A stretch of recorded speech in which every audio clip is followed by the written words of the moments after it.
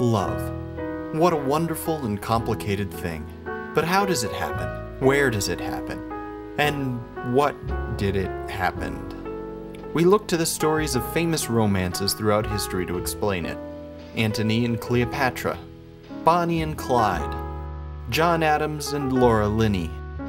But perhaps the best example of true love finding its way has been there right in front of us all along, with the pairing of Richard Raintree and little Lizzie McErdell.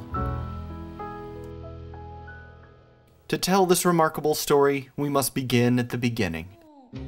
Richard Raintree was born as a small baby on March 4, 1977 in Monterrey, Mexico, and moved shortly thereafter to the quaint harbor town of Cleveland, Ohio, a city Wikipedia describes as a city in the U.S. state of Ohio. He spent his formative years sharing experiences familiar to any Midwestern upbringing, forced to live in plastic buckets, enjoying his family's year-round Christmas trees, hiding his identity to protect himself against a suspicious local dog. Indeed, it was a very normal and idyllic young life. And while a childhood injury plagued his face for several years, by the time his teen years rolled around, he was back to normal and soon driving with his eyes shut, which is how they like to do it in Cleveland.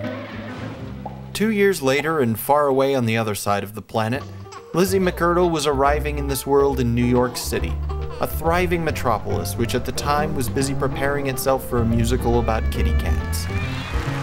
Just days after she was born on November 28th, her parents put her in the woods to fend for herself, a test to make sure she was a true McErdell.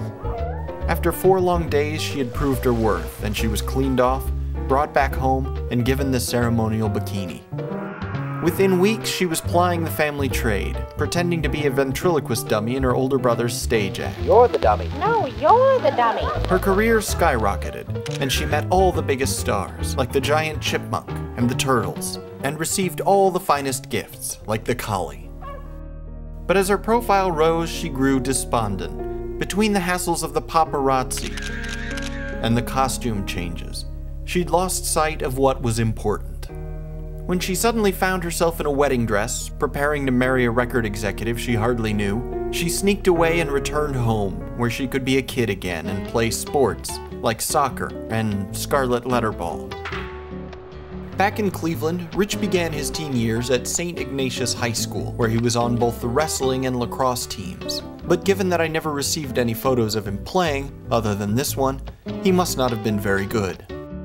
But while he wasn't much physically, his grades were enough to allow him entry into Kenyon College.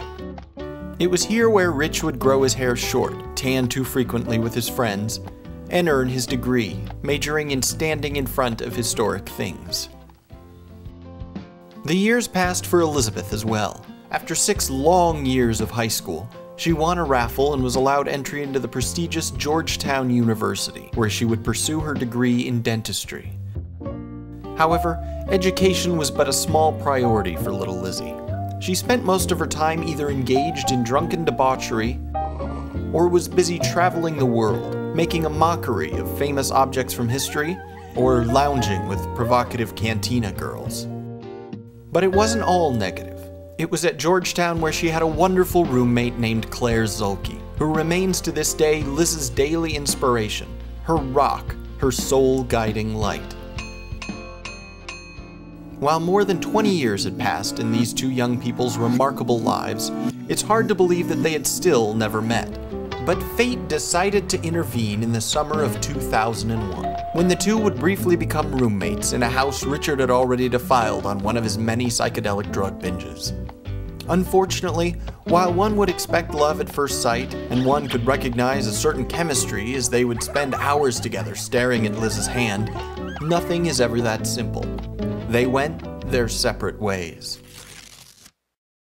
Liz moved back to New York and fell in with a tough, curly-haired crowd, the kind you usually find at the sorts of shady universities she found employment at. Their constant partying, beachcombing, and cult-like ways were nothing short of terrifying. At perhaps her lowest point, poor Elizabeth found she had platinum blonde hair and was dating the most vile of Lotharios. Rich, meanwhile, had gone into the lucrative boom industry of newspaper publishing, where he came up with his column ideas by watching people make telephone calls. While not at all a popular read, he was able to move quickly between papers before anyone could fire him. On a business trip, a befuddled Raintree happened to pass through a New York restaurant, only to run across his old roommate, Lizzy. They spoke briefly, rekindling their friendship, though at the end of the night, apart they went once more. But the next day, as fate intended, they happened to run into one another in the city yet again. Hey! Huh? Hey! Huh? Hey! Huh? Hey! Huh? Hey! Woo! The deal had officially been sealed. It was love. From here, they spent as much time together as possible, although they often lived miles apart. First with Rich in New London, and Liz in New York, and then with his later move to New Orleans. They made it work. Thanks to their love of long commutes, a shared affinity for delicious cake, and Rich's ability to grow a beard at a moment's notice. In no time, they were engaged and taking strange, stagey photographs of themselves for their family's photo albums, sometimes even in front of hot dog carts. And so, despite their on and off again past and borderline insane personal biographies, here we are today, on the eve of their marriage. So now let us turn our attention to Liz and Rich, as we prepare to celebrate their love. And we remind you to please not be stingy with the gifts, because they're going to get an invoice for this video as soon as I'm done with it.